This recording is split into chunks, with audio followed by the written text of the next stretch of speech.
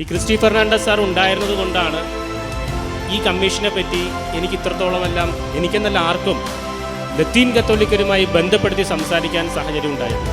കാരണം അദ്ദേഹം അതിൽ അംഗമായതുകൊണ്ട് തന്നെ ലത്തീൻ കത്തോലിക്കരായ ആളുകൾക്ക് ഉണ്ടാകേണ്ട മാറ്റങ്ങളെപ്പറ്റി, ഈ പറഞ്ഞൊരു പാരഡൈം ഷിഫ്റ്റ്, ഒരു ട്രാൻസ്ഫോർമേഷനെ പറ്റി എങ്ങനെ സർക്കാരിലൂടെ ഔദ്യോഗികമായി ചലനങ്ങൾ ഉണ്ടാക്കാൻ പറ്റും എന്നതാണ് റിപ്പോർട്ട്.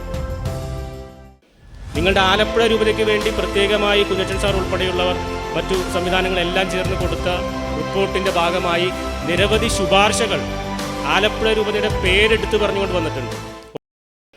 ചിലർ പറയും ഗ്യാരണ്ടി, ഞാൻ ഗ്യാരണ്ടി എന്ന് പറഞ്ഞ പടങ്ങളൊക്കെ നമ്മൾ കണ്ടിട്ടുണ്ടാവും തെരഞ്ഞെടുപ്പിനെല്ലാം. ഇത് അങ്ങനത്തെ ഗ്യാരണ്ടിയല്ല. ഇത് ഭരണഘടന പറയുന്ന, ഈ രാജ്യത്തെ ഭരണഘടന ഞാൻ മുമ്പ് പറഞ്ഞ ആളുകളൊക്കെ ഒരുമിച്ചിരുന്ന് ദിവസങ്ങളോളം ചർച്ച ചെയ്തു.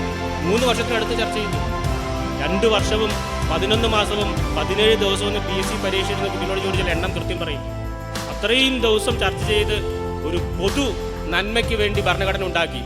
ആ ഭരണഘടനയിൽ പറഞ്ഞു, നിങ്ങൾ ഇടയ്ക്ക് ഞാൻ പറഞ്ഞ ജസ്റ്റിസ്, ലിബർട്ടി, ഇക്വാളിറ്റി, ഇതൊക്കെ ചേർന്നൊരു ഫ്രറ്റേണിറ്റി, ഒരു സാഹോദര്യം നമ്മുടെ നാട്ടിലുണ്ടാവും. ഇത് മൂന്നും ചേരുന്നൊരു തൃത്വമാണ്. ഇത് മൂന്നും ചേരുമ്പോൾ നമ്മുടെ നാട്ടിൽ ഫ്രറ്റേണിറ്റി, സാഹോദര്യം ഉണ്ടാവും. അങ്ങനെയാണെങ്കിൽ ആ സാഹോദര്യത്തിന് വേണ്ടി, ആ നീതിക്ക് വേണ്ടി ഇപ്പോൾ നമ്മൾ ചെയ്യേണ്ട ചില നിലപാടുകളുണ്ട്. അതിനെപ്പറ്റി പറയാനാണ് ഞാൻ ഇത്തരം കാര്യങ്ങളൊക്കെ പറഞ്ഞത്. വളരെ ശ്രദ്ധേയമായ രീതിയിൽ നമ്മുടെ സമുദായത്തെ മുന്നോട്ട് നയിക്കുകയും അവകാശ പോരാട്ടങ്ങൾക്ക് ശക്തമായ ഒരു നേതൃത്വം നൽകുകയും ചെയ്തുകൊണ്ടിരിക്കുന്നു. വളരെ നാളുകൾക്ക് മുൻപ് ഒരു ആലപ്പുഴക്കാരൻ KLCയുടെ പ്രസിഡൻ്റായിരുന്നപ്പോഴാണ് സെക്രട്ടേറിയറ്റ് പടിക്കൽ 12 ദിവസം നീണ്ടു നിൽക്കുന്ന ഒരു റിലേ സമരം നടന്നു. അതിനുശേഷം KLCയെ ഇത്രയേറെ മുന്നോട്ട് ജനകീയമായ പ്രവർത്തനങ്ങളുമായി നയിക്കുന്നതിന് വേണ്ട ശക്തമായ ഒരു ഇടപെടൽ ഷെറിസാറിൻ്റെ നേതൃത്വത്തിൽ നടന്നുകൊണ്ടിരിക്കുന്നു. കേരളത്തിലെ 12 രൂപതകളുടെയും KLCയെ വളരെ ശക്തമായി പ്രവർത്തിക്കുന്നു. ആലപ്പുഴയിൽ നമ്മുടെ പ്രിയങ്കരനായ ജോൺ ബിട്ടോസ് സാറിൻ്റെയും അതുപോലെ തന്നെ സാബു വി തോമസിൻ്റെയും ഒക്കെ നേതൃത്വത്തിലുള്ള സമിതി വളരെ ശക്തമായി പ്രവർത്തിച്ചുകൊണ്ടിരിക്കുന്നു. തീർച്ചയായിട്ടും സമുദായങ്ങൾക്ക് ഒരാവേശമായി, അധികാര കേന്ദ്രങ്ങളിൽ സമുദായത്തിൻ്റെ ശക്തമായ ഒരു ജിഹ്വയായി പ്രവർത്തിച്ചുകൊണ്ട് നമ്മെ നയിക്കുന്ന ആദരണീയനായ ബഹുമാനപ്പെട്ട അഡ്വക്കേറ്റ് ഷെറി ജെ തോമസിനെ ഈ ഒരു സെഷൻ കൈകാര്യം ചെയ്യുന്നതിന് വേണ്ടി ബഹുമാനപ്പെട്ട ജോൺസൺ അച്ഛൻ്റെയും നമ്മുടെ എല്ലാവരുടെയും പേരിൽ ഹാർദവമായി സ്വാഗതം ചെയ്തുകൊള്ളുന്നു. ഏറെ ബഹുമാനായ ജോൺസൺ അച്ഛൻ, തോമസ് അച്ഛൻ ഉൾപ്പെടെയുള്ള മറ്റു വൈദികരെ, ഐസോപ്പച്ചൻ സാറുണ്ട്, കുഞ്ഞച്ചൻ സാറ്, അങ്ങനെ പ്രിയമുള്ള നിരവധി ആളുകൾ ഇവിടെയുണ്ട്. ഞാൻ എല്ലാവരെയും പേരെടുത്ത് പറയുന്നില്ല. ബഹുമാനായ സിസ്റ്റേഴ്സ്, BCC നേതാക്കൾ.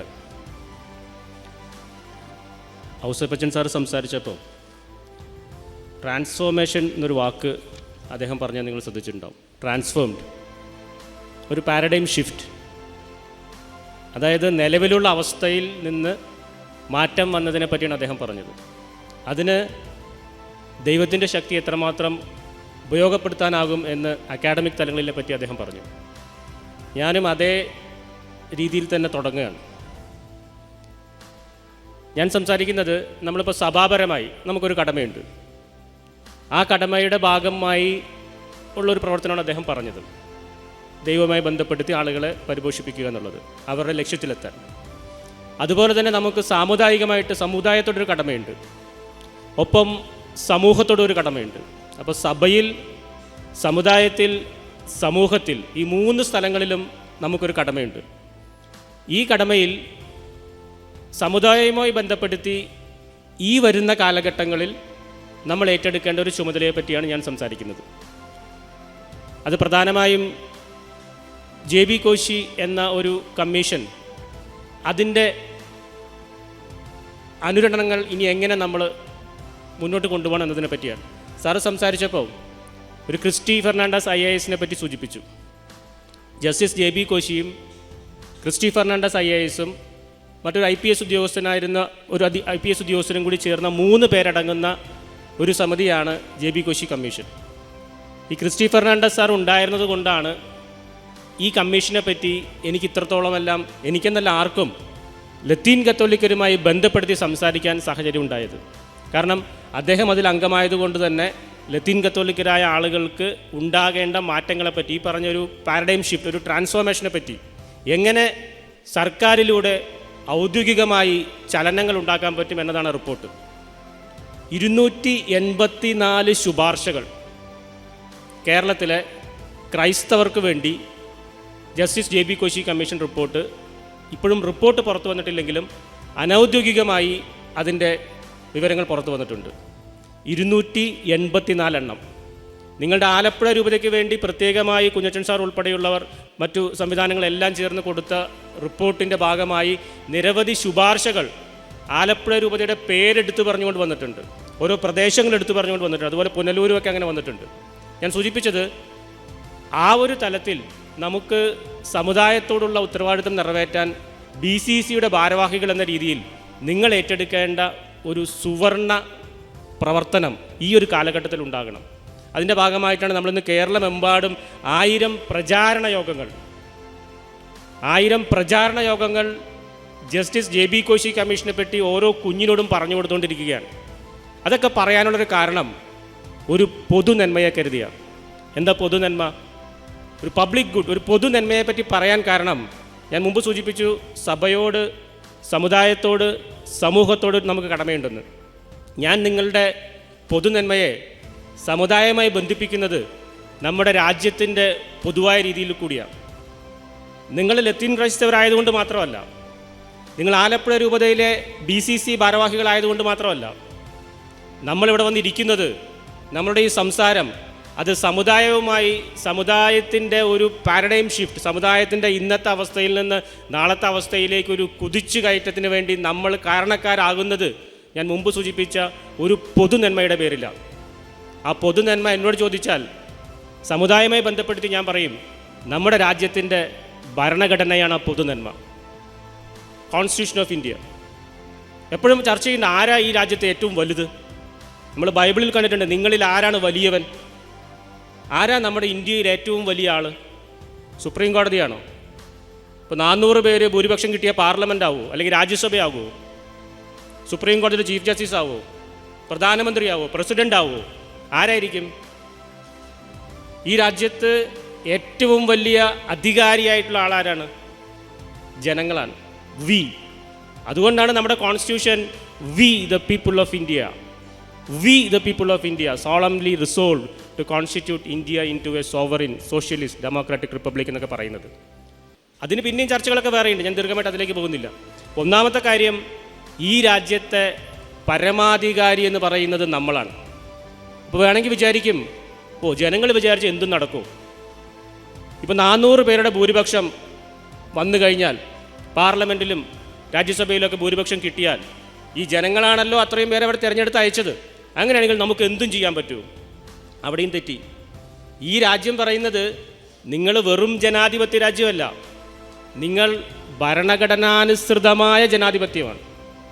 അതായത് ഈ രാജ്യത്തെ ഭരണഘടന എന്താണോ പറയുന്നത് അതനുസരിച്ചുള്ള ജനാധിപത്യമാണ്. ഇപ്പം ഇവിടെ ഇരിക്കുന്ന ഒരു 500 പേരുണ്ടെങ്കിൽ ഈ 500 പേർക്ക് ഉച്ചഭക്ഷണം എന്ത് വേണമെന്ന് നിങ്ങൾ വോട്ടിനിടാൻ വേണ്ടി ജോൺസൺ അച്ഛൻ പറഞ്ഞാൽ, ഇപ്പോൾ തോമസ് അച്ഛൻ കുറേ KCUMകാർ കുട്ടികളെ കൊണ്ടുവന്ന് സ്ലിപ്പ് വിതരണം ചെയ്ത് നിങ്ങൾ വോട്ടിനിട്ടാൽ ചിലപ്പോൾ ഒരു 80% ആളുകൾ പറയും ഇന്ന് ഉച്ചയ്ക്ക് ഞങ്ങൾക്ക് ഇന്ന ഭക്ഷണം വേണം, അപ്പോൾ ബിരിയാണി വേണമെന്ന് പറഞ്ഞു. 20% ആളുകൾ ചിലപ്പോൾ ഊണ് വേണമെന്ന് പറഞ്ഞു. അപ്പോൾ ജനാധിപത്യം ഭൂരിപക്ഷമൊക്കെ ആണെങ്കിൽ എന്ത് വേണം? 80% ആളുകൾ പറഞ്ഞ ഭക്ഷണം കൊടുക്കണം. ചിലപ്പോൾ രാജ്യത്തിന് ഭരണഘടനയെ വെച്ച് നോക്കുമ്പോഴും ഞാൻ പറഞ്ഞ വി എന്ന് തുടങ്ങിയ കാര്യങ്ങളെപ്പറ്റി നോക്കുമ്പോഴും ആ ജനങ്ങൾ എന്തു പറയുന്നു അത് വേണ്ടേ? പക്ഷെ ഇവിടെ അങ്ങനെയല്ല, ഭരണഘടനാനുസൃതമായ ജനാധിപത്യം. അതുകൊണ്ടാണ് നമ്മുടെ രാജ്യത്തെ സുപ്രീം കോടതിയുടെ 13-അംഗ ബെഞ്ച് കേശവാനന്ദ ഭാരതി എന്ന് പറഞ്ഞ കേസിൽ പറഞ്ഞു, നിങ്ങൾ എത്ര ഭൂരിപക്ഷമുള്ള ആളുകളെ തിരഞ്ഞെടുത്ത് അയച്ചാലും, അതായത് പരമാധികാരി, നിങ്ങളാണ് ഈ രാജ്യത്തെ പരമാധികാരി. നിങ്ങൾ ജനങ്ങളുടെ പേരിൽ എത്ര വലിയ മൃഗീയ ഭൂരിപക്ഷമുള്ള ആളുകൾ പാർലമെൻറ്റിൽ വന്നാലും നിങ്ങൾക്ക് ഈ രാജ്യത്തിൻ്റെ അടിസ്ഥാന തത്വങ്ങളെ മാറ്റിമറിക്കാൻ പറ്റില്ല. ബേസിക് സ്ട്രക്ചർ, ജനാധിപത്യം, മതേതരത്വം, ഇക്വാലിറ്റി, റിപ്പബ്ലിക് നേച്ചർ, അങ്ങനെ പല കാര്യങ്ങൾ, അതുപോലുള്ള അടിസ്ഥാന തത്വങ്ങളെ തൊടാൻ പറ്റില്ല. അപ്പോൾ അങ്ങനെയാണെങ്കിൽ ഞാൻ പറയുന്നത്, ഇതേ ഭരണഘടന നമുക്ക് എല്ലാവരും വിളിച്ചിട്ട് പറയാണ്, ഞങ്ങൾ നിങ്ങൾക്ക് ചില പ്രോമിസ്, ചില ഉറപ്പുകൾ തരാം. ഒന്നാമതായിട്ട് പറഞ്ഞു, ഞങ്ങൾ ഈ പറയുന്ന ഇത്രയും ആളുകൾ ഒരുമിച്ചിരുന്ന് ഒരു രാജ്യം ഉണ്ടാക്കിയപ്പോൾ, നിങ്ങൾ ആലോചിക്കണം, രാജ്യം ഉണ്ടാക്കിയ സമയമൊക്കെ പാകിസ്ഥാനിലും അവിടെയൊക്കെ കുറേ ആളുകൾ പാകിസ്ഥാനിലേക്ക് ഓടുകയാണ് ജീവനും കൊണ്ട്. പാകിസ്ഥാനിൽ പോയ ആളുകൾ തിരിച്ചു വരികയാണ്. അവിടെ ഒരു രസമുണ്ടായ കാര്യം, ഇന്ത്യയിൽ നിന്ന് പാകിസ്ഥാനിലേക്ക് പോയ ആളുകളുടെ ഭൂമി അത് എടുത്ത് ഇവിടെയുള്ള ആൾക്കാർക്ക് കൊടുക്കുകയാണ്. അപ്പോൾ അവിടെ പോയ ആളുകൾ തിരിച്ചു വരിക, ഞങ്ങൾ വിചാരിച്ച സ്ഥലം ഇങ്ങനെയൊന്നും അല്ലാതെ തിരിച്ചു വരിക. അപ്പോൾ ഇവർക്ക് എവിടെ ഭൂമി കൊടുക്കും? ആ ഭൂമി പോയി. അപ്പോൾ അങ്ങനെ അവർക്ക് മറ്റു ഭൂമി കൊടുക്കുന്ന സ്ഥലം, അങ്ങനെ ആകെ പ്രക്ഷുബ്ധമായ സമയം. അപ്പോഴാണ് ഒരു 270ഓളം ആളുകൾ ഇങ്ങനെ വളഞ്ഞിരുന്ന് രാജ്യത്തിൻ്റെ ഭരണഘടന ഉണ്ടാക്കുന്നത്. പുറത്ത് വലിയ കലുഷിതമായ അന്തരീക്ഷം. അപ്പോൾ ഈ ഭരണഘടന ഉണ്ടാക്കിയപ്പോൾ അവർ പറഞ്ഞു, ഇതൊരു ഡിക്ലറേഷനാണ്, ഞങ്ങളൊരു പ്രഖ്യാപനം നടത്തുകയാണ്. ആ പ്രഖ്യാപനത്തിൻ്റെ ഭാഗമായിട്ട് അവർ പറഞ്ഞു 3 കാര്യങ്ങൾ നിങ്ങൾക്ക് വേണ്ടി ഞങ്ങൾ തരാം. 1 നീതി, 2 സ്വാതന്ത്ര്യം, ജസ്റ്റിസ്, ലിബർട്ടി, 3 ഇക്വാളിറ്റി, സമത്വം. നിങ്ങൾ ഈ നാട്ടുരാജാക്കന്മാരെല്ലാവരും കൂടി അവിടെയൊക്കെ വിട്ട് ഇന്ത്യയിലേക്ക് വരികയല്ലേ, ഒറ്റ രാജ്യമാവുകയല്ലേ. 500ഓളം നാട്ടുരാജാക്കന്മാരുണ്ടായിരുന്നു, അവരൊക്കെ മാറി ഇന്ത്യയിൽ നിന്ന് ഒറ്റ രാഷ്ട്രത്തിലേക്ക് വരികയാണ്. അപ്പോൾ പറഞ്ഞു, ഞങ്ങൾ നിങ്ങൾക്കൊരു ഡിക്ലറേഷൻ, ഒരു പ്രഖ്യാപനം നടത്തുകയാണ്, നിങ്ങൾ ഇങ്ങോട്ട് വരൂ. വന്നു കഴിഞ്ഞാൽ ഞങ്ങൾ നിങ്ങൾക്ക് നീതി തരാം, ജസ്റ്റിസ് തരാം. പറഞ്ഞു, ഞങ്ങൾ നിങ്ങൾക്ക് political justice, economical justice, social justice, ഞങ്ങൾ രാഷ്ട്രീയ നീതി തരാം, നിങ്ങൾക്ക് സാമൂഹ്യ നീതി തരാം, നിങ്ങൾക്ക് political justice, economic justice, social justice, സാമ്പത്തിക നീതി തരാം. ഈ 3 നീതിയും ഞങ്ങൾ നിങ്ങൾക്ക് തരാമെന്ന് പ്രഖ്യാപിക്കുകയാണ്, നിങ്ങൾ വരിക. അങ്ങനെ കുറേ പേരൊക്കെ വന്നു, പഞ്ചാബിയും കാശ്മീരിയും മലയാളിയും തമിഴ്നാടും. പണ്ട് നിങ്ങൾക്ക് അറിയാമല്ലോ, തമിഴ്നാട്ടിൽ പോയി ഹിന്ദി പറയാൻ പറ്റില്ല. മുഹമ്മദ് ഇക്ബാലാണ് സാര ജഹാം സെ അച്ച എന്നുള്ള പാട്ടുണ്ടാക്കിയതെങ്കിലും തമിഴ്നാട്ടിൽ പോയി അദ്ദേഹത്തിന് പോലും ആ പാട്ട് ഹിന്ദിയിൽ പാടാൻ പറ്റില്ല. അവിടെ പോയി പാർക്കുള്ള നല്ല നാടെന്ന് പാടണം, അല്ലെങ്കിൽ തിരിച്ചു വരാൻ പറ്റില്ല. നമ്മൾ മലയാളത്തിൽ പാടി ഭാരതം എന്ന പേര് കേട്ടാൽ എന്നൊക്കെ പറഞ്ഞ് പാടി. അപ്പം അങ്ങനെയുള്ള രാജ്യത്ത് പറയുകയാണ് ജസ്റ്റിസ്, ഞങ്ങൾ നീതി തരാം. പിന്നെ പറഞ്ഞു ലിബർട്ടി, ഞങ്ങൾ നിങ്ങൾക്ക് സ്വാതന്ത്ര്യം തരാം, നിങ്ങൾക്ക് ഇഷ്ടമുള്ള മതത്തിൽ വിശ്വസിച്ചോളൂ, നിങ്ങൾക്ക് ഇഷ്ടമുള്ള ഭക്ഷണം കഴിച്ചോ, നിങ്ങൾക്ക് ഇഷ്ടമുള്ള വസ്ത്രം ധരിച്ചോ. Belief, freedom of belief, freedom of expression, നിങ്ങൾ പ്രസംഗിച്ചോ, നിങ്ങൾ പ്രാക്ടീസ്, പ്രൊഫസ്, പ്രൊപ്പഗേറ്റ്, നിങ്ങൾക്ക് ഇഷ്ടമുള്ള മതം പരിശീലിച്ചോളൂ, അതിൻ്റെ അനുഷ്ഠിച്ചോളൂ, അത് പ്രചരിപ്പിച്ചോളൂ, അതനുസരിച്ച് നിങ്ങൾ ജീവിച്ചോളൂ, ഞങ്ങൾ നിങ്ങൾക്ക് ആ സ്വാതന്ത്ര്യം തരാം. പറഞ്ഞു ജസ്റ്റിസ് തരാം. ജസ്റ്റിസ് എങ്ങനത്തെയാ? സാമൂഹിക, സാമ്പത്തിക, economic, political and social justice. പിന്നെ പറഞ്ഞു സ്വാതന്ത്ര്യം തരാം, എല്ലാ തരത്തിലുള്ള സ്വാതന്ത്ര്യം തരാം. എന്നിട്ട് പറഞ്ഞു ഞങ്ങൾ നിങ്ങൾക്ക് ഇക്വാളിറ്റിയും കൂടി തരാം, സമത്വം കൂടി തരാം. അപ്പോൾ ഇതാണ് അവരുടെ പ്രഖ്യാപനം. എല്ലാവരും വരിക, ഞങ്ങൾ നിങ്ങൾക്ക് നീതി തരുന്നു, ആ നീതിയുടെ ഭാഗമായിട്ടുള്ള നീതി, സ്വാതന്ത്ര്യം, സമത്വം തരിക. എന്നിട്ട് പറഞ്ഞു നിങ്ങളിൽ ആരെങ്കിലും ഈ സമത്വത്തിൻ്റെ പേരിൽ നിൽക്കുമ്പോൾ ആർക്കെങ്കിലും വേണ്ടത് കിട്ടാതെ വന്നിട്ടുണ്ടെങ്കിൽ ഞങ്ങൾ ഈ സമത്വം ഇടയ്ക്ക് വെച്ച് കട്ട് ചെയ്യും. ഈ സമത്വത്തിൽ ഞങ്ങൾ വെള്ളം ചേർക്കാം, സമത്വത്തിൽ വെള്ളം ചേർത്ത് പകരം നിങ്ങൾക്ക് പ്രാതിനിധ്യം തരാം. ഇദ്ദേഹം അവിടെ നമ്മൾ മെഡിക്കൽ എഞ്ചിനീയറിംഗിന് വേണ്ടി കുട്ടികൾ പഠിക്കുമ്പോൾ 3 കുട്ടികളെ ലത്തീൻ കത്തോലിക്കരായ കുട്ടികൾ 100 പേരുടെ പട്ടികയിൽ കയറണം, അല്ലേ സാറേ? 3 കുട്ടികൾ കയറണം. കാരണം മെഡിക്കൽ കോളേജിൽ, അതിപ്പോൾ 2012 ശേഷം വന്നതാണ്, മുമ്പൊന്നും അങ്ങനെ ഉണ്ടായിരുന്നില്ല. മെഡിക്കൽ കോളേജിൽ നിങ്ങൾ പരീക്ഷ എഴുതി മിടുക്കന്മാർ വരുമ്പോൾ 3 മിടുക്കന്മാരെ ലാറ്റിൻ കാത്തലിക്കായ ആളുകളെ നിർബന്ധമായി ഞങ്ങൾ എടുക്കാം. അതിലും കൂടുതൽ മിടുക്കന്മാർ ചിലപ്പോൾ കയറി വരാം. അങ്ങനെ പറയാൻ കാരണം ലത്തീൻ കത്തോലിക്കരായ ആളുകൾ ഈ പറയുന്ന പ്രൊഫഷണൽ കോഴ്സുകളിൽ പ്രാതിനിധ്യമില്ലാതെ വന്നതുകൊണ്ട് ഞങ്ങൾ ഉറപ്പ് തന്ന ഇക്വാളിറ്റി, ഞങ്ങൾ ഉറപ്പ് തന്ന സമത്വം, അവസര സമത്വം, അവിടെ ഞങ്ങളൊരു ചെറിയ തട്ടിട്ട് കൊടുത്തിട്ട് 3 പേരെ കയറ്റിത്തരാം. അതുപോലെ തന്നെ തൊഴിലിന്, ജോലിക്ക് 4 പേര് കയറുന്നുണ്ട്. ഇപ്പോൾ വിദ്യാഭ്യാസത്തിന് മറ്റു ഡിഗ്രി പി ജിക്കൊക്കെ ഒരാളൊക്കെ ഉള്ളൂ. അതൊക്കെ വേറെ വിഷയങ്ങൾ. അപ്പോൾ ഇങ്ങനെ എന്നിട്ട് പറഞ്ഞു ഇതാണ് ഞങ്ങളുടെ പ്രഖ്യാപനം. രണ്ടാമത് പറഞ്ഞു ഞങ്ങളൊരു റെസൊല്യൂഷനാണ് പറയുന്നത്, ഞങ്ങളൊരു തീരുമാനമാണ് പറയുന്നത്. ഞങ്ങൾ മുമ്പ് പറഞ്ഞ പ്രഖ്യാപനം അതൊരു തീരുമാനമാണ്, അത് ഒറ്റയ്ക്കുണ്ടാക്കിയതല്ല, അതൊരു കൂട്ടായ തീരുമാനമാണ്. ഗാന്ധിജി എന്ന് പറയുന്ന വ്യക്തി ഭരണഘടനയ്ക്ക് പുറത്ത് ഒരുപാട് ആഘോഷിക്കപ്പെട്ട വ്യക്തിത്വമാണ്. പക്ഷെ ഭരണഘടനയുടെ അകത്ത് ഗാന്ധി മെമ്പറല്ല, കോൺസ്റ്റിറ്റ്യൂവൻ്റ് അസംബ്ലിയിൽ ഗാന്ധി മെമ്പറല്ല, അംബേദ്കറാണ് അതിൻ്റെ നേതൃത്വം. പക്ഷേ ഗാന്ധിയുടെ ആശയങ്ങൾ വന്നിട്ടുണ്ട്. അങ്ങനെയാണ് പറഞ്ഞത്. ഇത് ഒരുപാട് പേര് ഒരുമിച്ച്, ഇപ്പോൾ ഇവിടെ നിന്ന് നമുക്ക് ആനി മസ്കിൻ തിരുവനന്തപുരത്ത് നിന്ന്, എറണാകുളത്ത് നിന്ന് ദാക്ഷായണി വേലായുധൻ, ഒരു വൈദികനുണ്ടായിരുന്നു ജെറോം ഡിസൂസ, അങ്ങനെ നാനാ മതസ്ഥരായ വിവിധ തുറകളിൽ നിന്ന് ആളുകളൊക്കെ വന്നിട്ട് പറഞ്ഞു ഞങ്ങൾ ഒരുമിച്ചിരുന്ന് നിങ്ങൾക്കൊരു തീരുമാനം ഉണ്ടാക്കുകയാണ്. അപ്പോൾ ആദ്യം പറഞ്ഞത് എന്താ? ഡിക്ലറേഷൻ, ഒരു പ്രഖ്യാപനം. രണ്ടാമത് പറയുന്നത് ഒരു റെസൊല്യൂഷനാണ്, ഞങ്ങൾ ഒരു തീരുമാനം നിങ്ങൾക്ക് വേണ്ടി പറയുകയാണ്. ഈ തീരുമാനം രസമാണ്. അന്ന് ഒരു ഡിബേറ്റ് ഇങ്ങനെയായിരുന്നു. നമ്മളൊരു തീരുമാനം എടുക്കുമ്പോൾ ഇവിടെ സന്നിഹിതരല്ലാത്ത, ഇവിടെ എണ്ണത്തിൽ കുറവുള്ള മുസൽമാൻ സഹോദരന്മാരുണ്ടായിരുന്നെങ്കിൽ അവരെന്ത് പറയുമായിരുന്നു എന്നത് കൂടി കണക്കിലെടുത്ത് വേണം നമ്മുടെ ഓരോ തീരുമാനവും. ഭരണഘടനാ രൂപീകൃത അസംബ്ലിയിൽ വന്നൊരു ചർച്ചയാണ്. അതായത് അവിടെ അപ്പം നമ്മൾ ഇവിടെ ഒരു തീരുമാനം എടുക്കാൻ പോയി കഴിഞ്ഞാൽ നിങ്ങൾ പറയും ഏതെങ്കിലും ഇടവകയിൽ ഇന്ന് ആദ്യ കുർബാന നടക്കുകയാണ്, അതുകൊണ്ട് അവർ വന്നിട്ടുണ്ടായിരുന്നെങ്കിൽ അവരെന്ത് പറയുമായിരുന്നു അതുകൂടി നമ്മൾ കണക്കിലെടുക്കണം. അതുപോലെയാണ് ഇല്ലാത്ത ആളുകളുടെ കൂടി അഭിപ്രായം കണക്കിലെടുത്ത് അങ്ങനെയൊക്കെ തീരുമാനം വന്നു. അപ്പോൾ റെസൊല്യൂഷൻ ഉണ്ടാക്കി. അല്ലാതെ ഒറ്റയ്ക്ക് ഒരാളെടുത്ത തീരുമാനമല്ല. അംബേദ്കറോ രാജേന്ദ്ര പ്രസാദോ അങ്ങനെയുള്ള ആളുകളൊന്നും എടുത്തതല്ലോ, കൂട്ടായ റെസൊല്യൂഷൻ. എന്നിട്ട് പറഞ്ഞു ഞങ്ങൾ ഡിക്ലെയർ ചെയ്യുന്നു, ഞങ്ങൾ ഒരു റെസൊല്യൂഷനിലൂടെ റിസോൾവ് ചെയ്യുന്നു, ഞങ്ങൾ ഈ ചെയ്യുന്നത് ഒരു വാഗ്ദാനമാണ്, ഒരു പ്രോമിസാണ്. ഞങ്ങൾ ഈ പറഞ്ഞ നിങ്ങൾക്കൊരു പ്രോമിസായിട്ട് തരികയാണ്. ഞങ്ങൾ നീതി തരാമെന്ന് പറഞ്ഞില്ലേ, ഞങ്ങൾ സ്വാതന്ത്ര്യം തരാമെന്ന് പറഞ്ഞില്ലേ, ഞങ്ങൾ സമത്വം തരാമെന്ന് പറഞ്ഞില്ലേ, അതൊക്കെ നിങ്ങൾക്കുള്ള വാഗ്ദാനമാണെന്നാണ് ഭരണഘടന പറഞ്ഞിട്ടുള്ളത്. അതാണ് ഞാൻ പറഞ്ഞ പൊതുനന്മ. അത് വേറെ ചില ആൾക്കാർ പറയുന്ന പോലത്തെ ഗ്യാരണ്ടി അല്ല. ചിലർ പറയും ഗ്യാരണ്ടി, ഞാൻ ഗ്യാരണ്ടി എന്ന് പറഞ്ഞ പടങ്ങളൊക്കെ നമ്മൾ കണ്ടിട്ടുണ്ടാവും തെരഞ്ഞെടുപ്പിനെല്ലാം. ഇത് അങ്ങനത്തെ ഗ്യാരണ്ടി അല്ല. ഇത് ഭരണഘടന പറയുന്ന, ഈ രാജ്യത്തെ ഭരണഘടന ഞാൻ മുമ്പ് പറഞ്ഞ ആളുകളൊക്കെ ഒരുമിച്ചിരുന്ന് ദിവസങ്ങളോളം ചർച്ച ചെയ്ത് 3 വർഷത്തിനടുത്ത് ചർച്ച ചെയ്തു. 2 വർഷവും 11 മാസവും 17 ദിവസവും PSC പരീക്ഷ എഴുതുന്ന കുട്ടികളോട് ചോദിച്ചാൽ എണ്ണം കൃത്യം പറയും. അത്രയും ദിവസം ചർച്ച ചെയ്ത് ഒരു പൊതു നന്മയ്ക്ക് വേണ്ടി ഭരണഘടന ഉണ്ടാക്കി. ആ ഭരണഘടനയിൽ പറഞ്ഞു, നിങ്ങൾ ഇടയ്ക്ക് ഞാൻ പറഞ്ഞ ജസ്റ്റിസ്, ലിബർട്ടി, ഇക്വാളിറ്റി ഇതൊക്കെ ചേർന്നൊരു ഫ്രറ്റേണിറ്റി, ഒരു സാഹോദര്യം നമ്മുടെ നാട്ടിലുണ്ടാവും. ഇത് മൂന്നും ഇതൊരു തൃത്വമാണ്. ഇത് മൂന്നും ചേരുമ്പോൾ നമ്മുടെ നാട്ടിൽ ഫ്രറ്റേണിറ്റി, സാഹോദര്യം ഉണ്ടാവും. അങ്ങനെയാണെങ്കിൽ ആ സാഹോദര്യത്തിന് വേണ്ടി, ആ നീതിക്ക് വേണ്ടി ഇപ്പോൾ നമ്മൾ ചെയ്യേണ്ട ചില നിലപാടുകളുണ്ട്. അതിനെപ്പറ്റി പറയാനാണ് ഞാൻ ഇത്രയും കാര്യങ്ങളൊക്കെ പറഞ്ഞത്. നിങ്ങൾ ആദ്യം മനസ്സിലാക്കേണ്ടത്, നമ്മളിവിടെ വന്നത് കേവലം BCC ഭാരവാഹികളായതുകൊണ്ടല്ല. നമ്മളിവിടെ വന്നത് ഈ രാജ്യത്തോട് നമ്മൾ നിറവേറ്റേണ്ട ഒരു ഉത്തരവാദിത്വം നിർവഹിക്കാൻ കൂടിയാണ്. ചിലപ്പോൾ 2-3 വർഷം കഴിയുമ്പോൾ നിങ്ങൾ ഈ ടേം കഴിഞ്ഞ് പോകും, വേറെ ആരെങ്കിലും പ്രവർത്തിക്കും.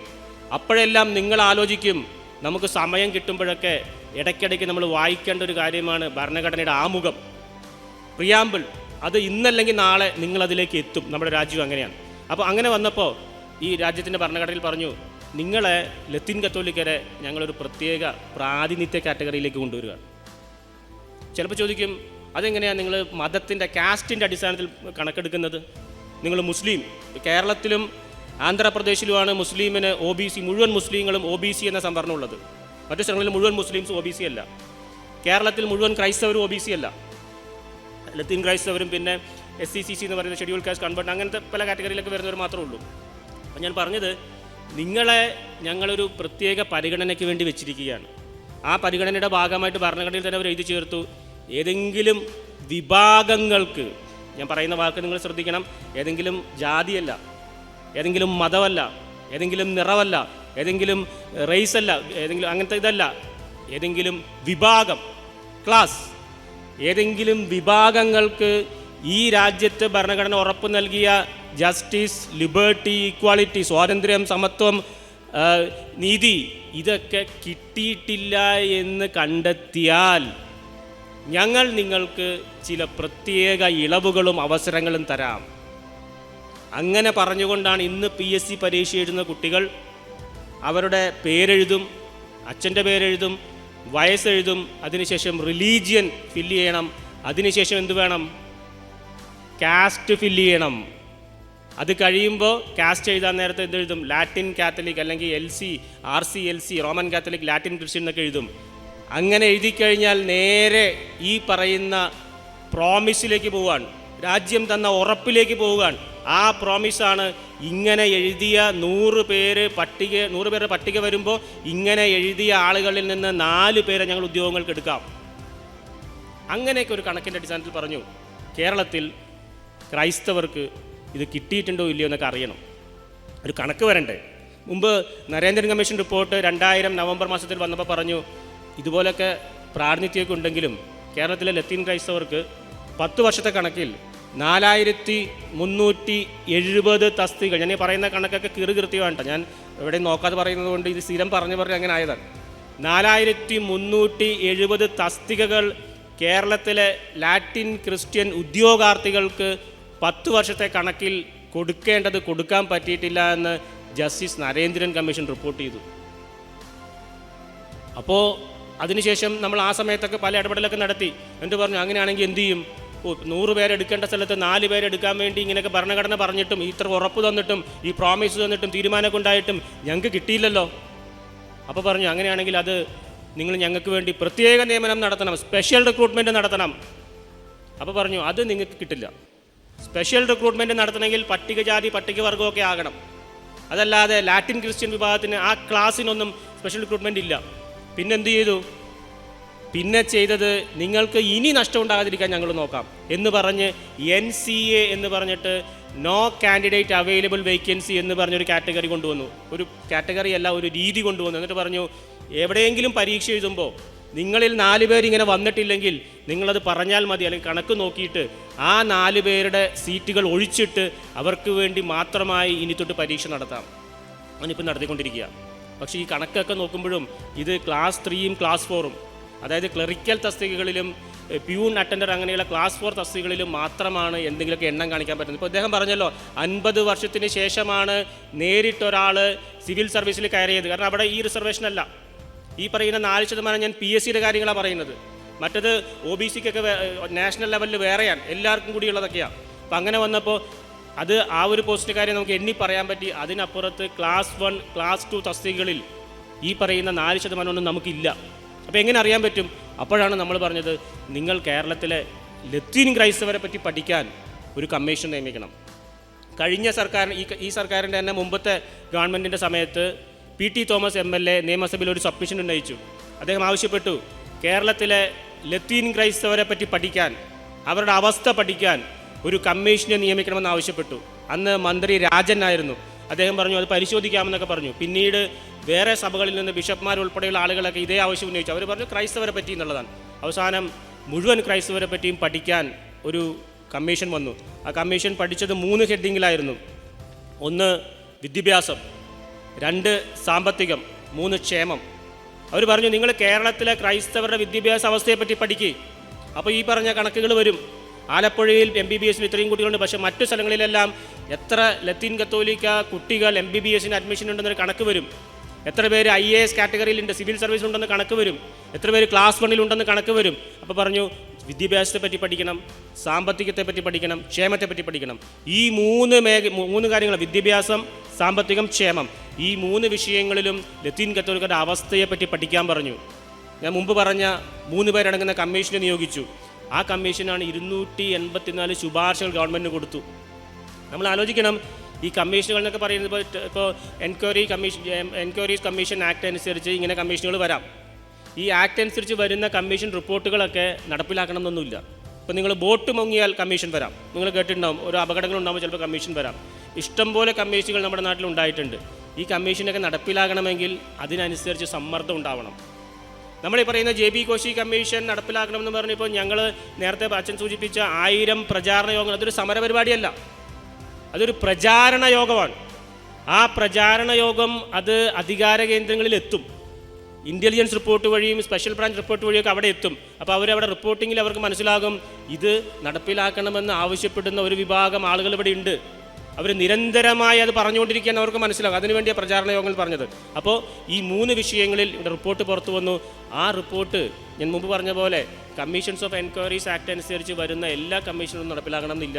അതുകൊണ്ട് അതിന് പരമാവധി പ്രചാരണം കൊടുക്കുക. ഇപ്പം നിങ്ങൾ ഓരോരുത്തരും ഇനി BCC യോഗങ്ങളിൽ പോകുമ്പോൾ, ഇടവകളിലാണെങ്കിലും യൂണിറ്റുകളിലാണെങ്കിലും അവിടെ ചെന്ന് കഴിയുമ്പോൾ ജസ്റ്റിസ് JB കോശി എന്നൊരു കമ്മീഷനുണ്ട്. ആ കമ്മീഷനിൽ നമുക്ക് വേണ്ടി കുറേ കാര്യങ്ങൾ പറഞ്ഞിട്ടുണ്ട്. ആ കാര്യങ്ങൾ ഞാൻ കൃത്യമായിട്ട് ഇപ്പോൾ എണ്ണി പറയുന്നില്ല, കാരണം നിങ്ങൾക്ക് ഇതിൻ്റെ ഇതുപോലത്തെ ഒരു ലീഫ്ലെറ്റ് അച്ഛൻ തന്നിട്ടുണ്ട്. അതിനകത്ത് ഈ പറയുന്ന പ്രധാനപ്പെട്ട നിർദ്ദേശങ്ങളൊക്കെ സൂചിപ്പിക്കുകയും ചെയ്തിട്ടുണ്ട്. അപ്പോൾ നമ്മുടെ മുന്നിലുള്ളത് പന്ത് നമ്മുടെ മുന്നിൽ ഇപ്പോൾ ഉണ്ട്. നമുക്ക് വേണമെങ്കിൽ തീരുമാനിക്കാം കളിക്കണോ വേണ്ടതെന്ന്. അല്ലെങ്കിൽ നമുക്ക് ഗാലറിയിൽ ഇരുന്ന് കളി കാണാം. വേറെ ക്രൈസ്തവ വിഭാഗങ്ങളൊക്കെ ആവശ്യപ്പെട്ടുകൊണ്ടിരിക്കുന്നുണ്ട്. അതിനകത്ത് അവർക്ക് അവരുടെ കാര്യങ്ങൾ നേടിയെടുക്കാൻ അവർക്ക് അറിയുകയും ചെയ്യാം. ഇവിടെ നമുക്ക് ഇത്രയും ഒരു ഗോൾഡൻ അവസരം വന്നിരിക്കുകയാണ്. ഈ 284 എണ്ണത്തിൽ എത്രയോ എണ്ണം, ഉദാഹരണം പറഞ്ഞാൽ ഇ ഗ്രാൻഡ് എന്ന് പറഞ്ഞാൽ ഡിഗ്രിക്കും ഒക്കെ പഠിക്കുന്ന PG ക്കൊക്കെ പഠിക്കുന്ന കുട്ടികൾക്ക് കിട്ടുന്ന ഒരു ഗ്രാൻഡാണ്. അത് കഴിഞ്ഞ 3 വർഷമായിട്ട് ഇല്ലാത്തതിന് കാരണം ഹൈക്കോടതിയിലെ ഒരു കേസിൽ ഗവൺമെൻറ് അഫിഡവിറ്റ് കൊടുത്തത് അവർ പറഞ്ഞു ഈ ഗ്രാൻഡ് കൊടുക്കണമെങ്കിൽ, ഈ ഗ്രാൻഡ് ശരിക്കും വരുന്നത് എയ്ഡഡ് കോളേജുകളിലാണ് ഈ തടസ്സം വന്നത്. ഇപ്പോൾ സെയിൻറ്റ് ആൽബർട്ട്സ് കോളേജിൽ, സെയിൻറ്റ് മൈക്കിൾസ് കോളേജിൽ തടസ്സം വന്നപ്പോൾ ഇവർ മറുപടിയായിട്ട് അഫിഡവിറ്റ് കൊടുത്തു. അവർ പറഞ്ഞു ഞങ്ങൾക്ക് ഈ എയ്ഡഡ് കോളേജുകളിൽ കമ്മ്യൂണിറ്റി മെറിറ്റ് കോട്ടയിൽ പ്രവേശനം നേടുന്ന കുട്ടികൾക്ക് ഈ ഗ്രാൻഡ് കൊടുക്കാൻ പറ്റില്ല. എൻ്റെ ഒരു കാരണം പറയുകയാണ്, അത് മെറിറ്റിൽ കയറുന്ന കുട്ടികളല്ല. ഇവിടെ ഇരിക്കുന്ന കുട്ടികളോടോ അമ്മമാരോടോ നിങ്ങൾ ചോദിച്ചു നോക്ക്. എല്ലാ കോളേജിലും മാനേജ്മെൻറ്റ് കോട്ടയുണ്ട്, കമ്മ്യൂണിറ്റി കോട്ടയുണ്ട്. ഇപ്പോൾ എൻ്റെ നാട്ടിൽ സെയിൻറ്റ് ആൽബർട്ട്സ് കോളേജ് എറണാകുളത്ത് മുഴുവനും കമ്മ്യൂണിറ്റി കോട്ടയാണ്. മാനേജ്മെൻറ്റ് സീറ്റ് അവിടെ ഇല്ല. 40% കമ്മ്യൂണിറ്റി സീറ്റ് തന്നെയാണ്. അവിടെ എടുക്കുന്നത് കമ്മ്യൂണിറ്റി മെറിറ്റിൻ്റെ അടിസ്ഥാനത്തിലാണ്. പക്ഷേ എന്തോ തെറ്റിദ്ധാരണയുടെ പേരിൽ ഉദ്യോഗസ്ഥർ പറഞ്ഞ് മറുപടി ഇട്ടിരിക്കുകയാണ് അവിടെ കുട്ടികൾ കയറുന്നത് വെറും കമ്മ്യൂണിറ്റി ആയതുകൊണ്ട് മാത്രമാണെന്നാണ്. അങ്ങനെയല്ല. അപ്പോൾ ഈ കമ്മീഷൻ, JB കോശി കമ്മീഷൻ പറയാണ് നിങ്ങൾ ഈ ഗ്രാൻഡ് നിഷേധിച്ചത് പുനഃസ്ഥാപിക്കണം. ഒരു കമ്മീഷൻ റിപ്പോർട്ട് പറയാണ്. അപ്പോൾ ഇത് ആരുടെ കയ്യിലാണ് ഈ പന്തിരിക്കുന്നത്? നമ്മുടെ കയ്യിലാണ്. നമ്മൾ എത്രത്തോളം ഇതിന് പ്രചാരണം കൊടുക്കുന്നു, എത്രത്തോളം ഇത് നിർബന്ധം പിടിക്കുന്നു, അത് നടപ്പിലാക്കി കിട്ടും. 2, ചിലത് മാത്രം ഞാൻ പറയുന്നുള്ളൂ. പരിശീലന കേന്ദ്രങ്ങൾ സ്ഥാപിക്കണം. ഇദ്ദേഹം നടത്തുന്ന പരിശീലന കേന്ദ്രം ഇതുപോലെ കേന്ദ്ര ഗവൺമെൻറ്റിൻ്റെ സ്കീം അനുസരിച്ച് ന്യൂനപക്ഷങ്ങൾ താമസിക്കുന്ന സ്ഥലങ്ങളിൽ പലതരത്തിലുള്ള മത്സര പരീക്ഷകളിൽ ഉദ്യോഗാർത്ഥികൾ ഒരുക്കുന്നതിന് പരിശീലന കേന്ദ്രങ്ങൾ വേണം. ഇപ്പോൾ അതുള്ളത് മലപ്പുറത്തും ആലുവയിലൊക്കെയാണ്. റിപ്പോർട്ടിൽ പറയാണ് നിങ്ങളത് മത്സ്യമേഖലയിലും ലത്തീൻ കത്തോലിക്കർ തിങ്ങിപ്പാർക്കുന്ന സ്ഥലങ്ങളിലും എല്ലാം പരിശീലന കേന്ദ്രങ്ങൾ സ്ഥാപിക്കണം. ഒരു റിപ്പോർട്ട് പറയാൻ. പിന്നൊന്ന്, Kerala state minority development finance corporation, അതൊരു സംവിധാനമുണ്ട്. അതുപോലെ ന്യൂനപക്ഷ വികസന കാര്യങ്ങൾക്ക് വേണ്ടി അതിൻ്റെ റീജിയണൽ ഓഫീസ്, ഈ പറഞ്ഞ Kerala state minority development finance corporation പറയുന്നത് ന്യൂനപക്ഷങ്ങൾക്ക് വേണ്ടിയുള്ള പ്രത്യേക സാമ്പത്തിക പഠിക്കാനും തൊഴിലിനൊക്കെയുള്ള സ്കീമുകളാണ്. കുറഞ്ഞ പലിശയ്ക്കുള്ള ലോൺ കിട്ടും. പക്ഷേ അതിന് മലപ്പുറത്താണ് ഓഫീസ്. നമ്മൾ എത്ര പേര് മലപ്പുറത്ത് പോയി അത് എല്ലാ സമയത്തും ഫോളോ അപ്പ് ചെയ്യാൻ പറ്റും? അതുകൊണ്ട് പറഞ്ഞു ഇത് പല ജില്ലകളിലും ഇതിൻ്റെ റീജിയണൽ ഓഫീസുകൾ തുടങ്ങണം. അതുപോലെ മൈനോറിറ്റി കമ്മ്യൂണിറ്റി, ഉദാഹരണം പറഞ്ഞാൽ ലൂർദ് നഴ്സിംഗ് കോളേജിൽ, ഇവിടെ നഴ്സിംഗ് കോളേജ് ഇല്ല എന്നുള്ളത് അതൊന്നും എനിക്കറിയില്ല. ലൂർദിൽ ഇത്രയും വർഷം, ഒരു 2-3 വർഷം മുമ്പ് വരെ ഏത് കമ്മ്യൂണിറ്റിയാണോ കോളേജ് നടത്തുന്നത് ആ കമ്മ്യൂണിറ്റിയുടെ കുട്ടികളെ പ്രവേശിപ്പിക്കാൻ പറ്റുമായിരുന്നു. പക്ഷേ ഇപ്പോൾ അത് മാറി. ഇപ്പോൾ പറയാണ് മൈനോറിറ്റി എന്ന് പറഞ്ഞാൽ ഇന്ത്യയിലാകെ 6 മൈനോറിറ്റിയാണ് ഉള്ളത്.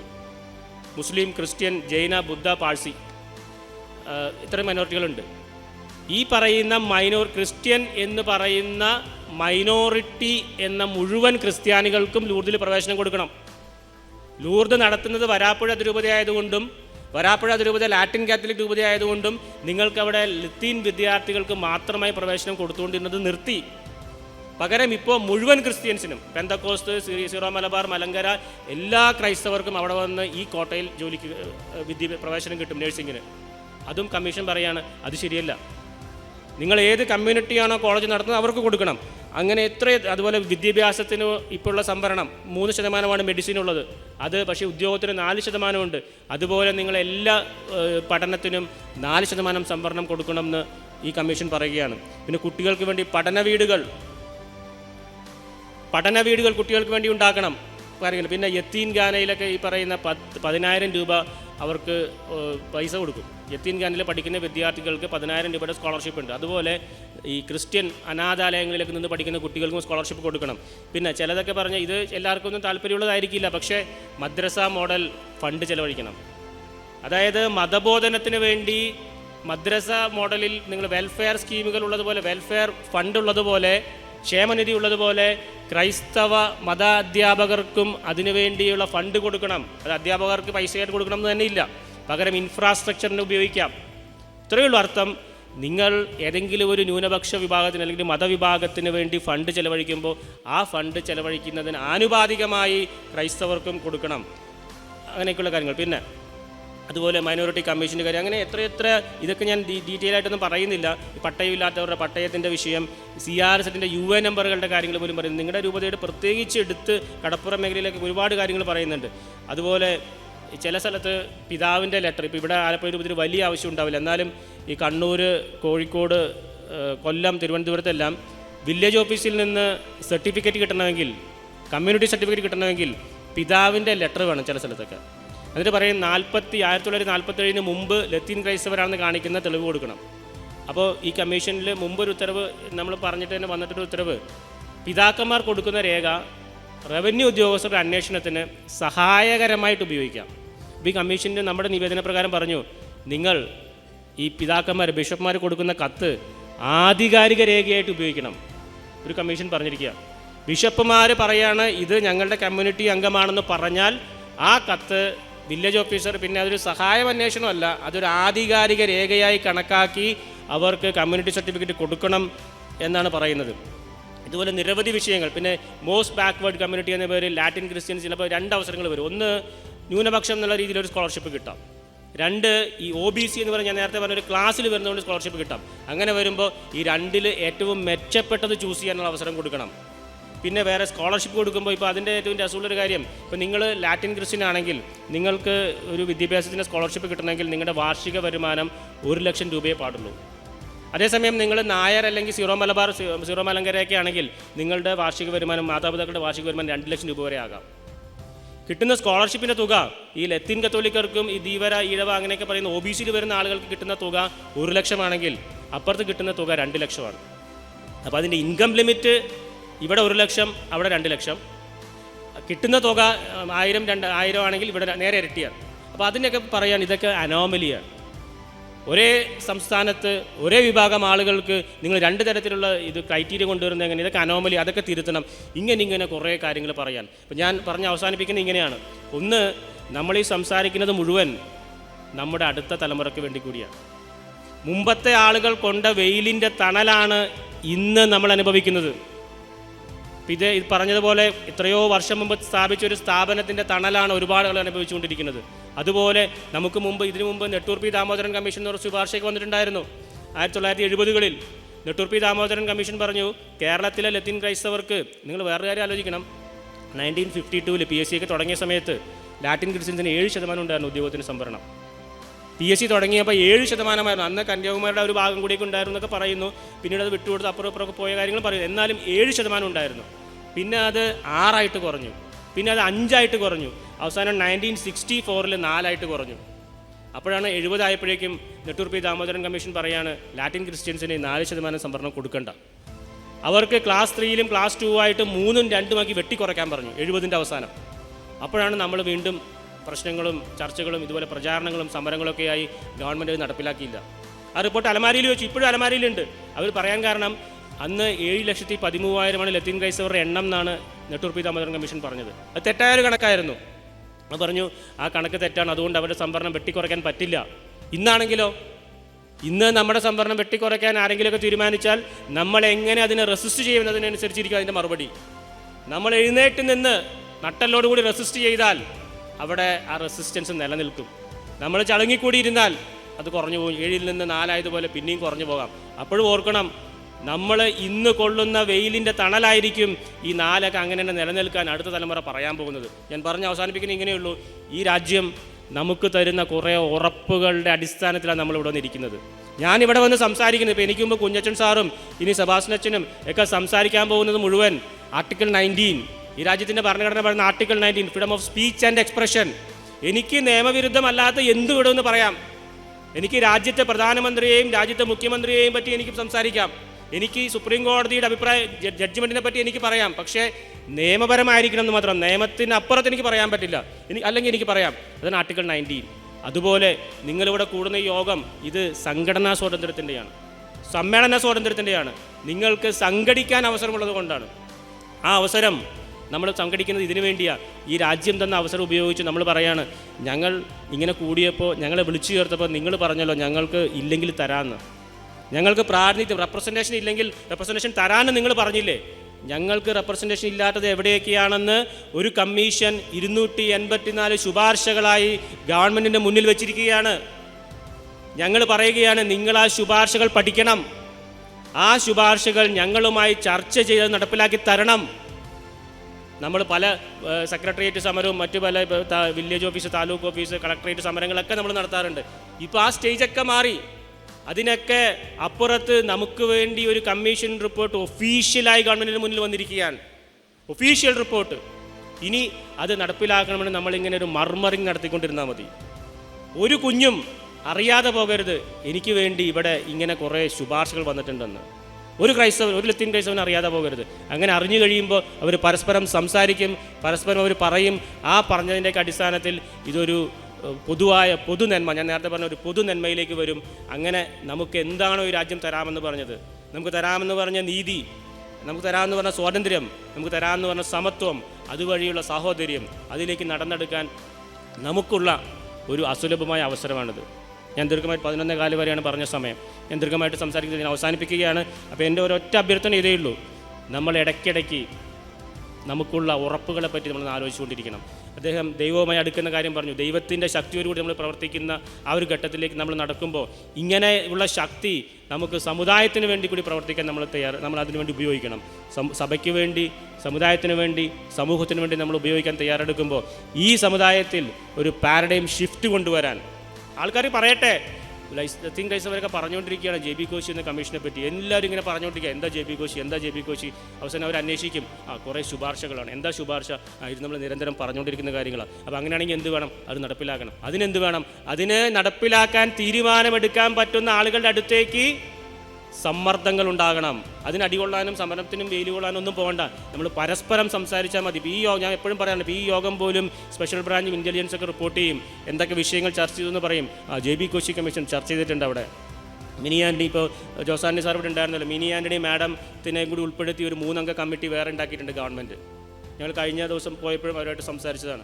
അപ്പോൾ ഇവരോടൊക്കെ പറഞ്ഞിരിക്കുന്നത് ഇത് നടപ്പിലാക്കാനുള്ള കാര്യങ്ങളെപ്പറ്റി ആലോചിക്കാനാണ്. അപ്പോൾ അങ്ങനെ ആലോചിക്കുമ്പോൾ മുഴുവൻ കാര്യങ്ങളും നടപ്പിലാക്കാൻ, നമ്മളുമായിട്ടൊക്കെ കൂടി ചർച്ച ചെയ്ത് നടപ്പിലാക്കാൻ വേദി ഉണ്ടാകണമെങ്കിൽ നമ്മളിങ്ങനെ നിരന്തരം പറഞ്ഞുകൊണ്ടേയിരിക്കണം. അതിൻ്റെ ഭാഗമായിട്ട് കൂടിയാണ് ജോൺസൺ അച്ഛൻ ഇങ്ങനെ ഒരു അവസരം, ഈ ഒരു സെഷൻ ഉൾപ്പെടുത്തിയത്. എല്ലാവർക്കും അഭിവാദ്യങ്ങൾ. എന്തെങ്കിലും ചോദിക്കാനൊന്നും ഉണ്ടാവില്ല എന്നറിയാം, എന്നാലും നിങ്ങൾക്ക് എല്ലാവർക്കും ഇത്രയും നേരം ക്ഷമിച്ചു. കാരണം ഇതൊരു അത്ര നല്ല വിഷയമൊന്നുമല്ല. ഇപ്പോൾ സാറ് ഔസപ്പച്ചൻ സാറ് പറഞ്ഞപ്പോൾ നിങ്ങൾക്ക് രസകരമായി കേട്ടിരിക്കാനൊക്കെയാണ്. ഇതിനകത്ത് രസമൊന്നുമില്ല. കാരണം ഈ രസം ഞാൻ പറഞ്ഞ ഉറപ്പുകളുടെയൊക്കെ കാര്യങ്ങളൊക്കെയാണ്. അത് നമ്മൾ ഇടയ്ക്കിടയ്ക്ക് നിങ്ങൾ ശ്രദ്ധിക്കണം. ഒറ്റ കാര്യം ഒന്നുകൂടി പറയുകയാണ്, സമയം കിട്ടുമ്പോഴൊക്കെ രാജ്യത്തിൻ്റെ ഭരണഘടനയുടെ പ്രിയാമ്പിൾ, ആമുഖം നമുക്ക് നെറ്റിൽ കിട്ടും. അത് നിങ്ങൾ സമയം കിട്ടുമ്പോഴൊക്കെ വായിക്കണം. കുട്ടികളെ വായിച്ച് കേൾപ്പിക്കണം. കാരണം ഇനി അത് വായിക്കാതെ ജീവിക്കാൻ പറ്റാത്ത കാലങ്ങളിലേക്കാണ് നമ്മൾ പോകുന്നത്. എല്ലാവർക്കും അഭിവാദ്യങ്ങൾ.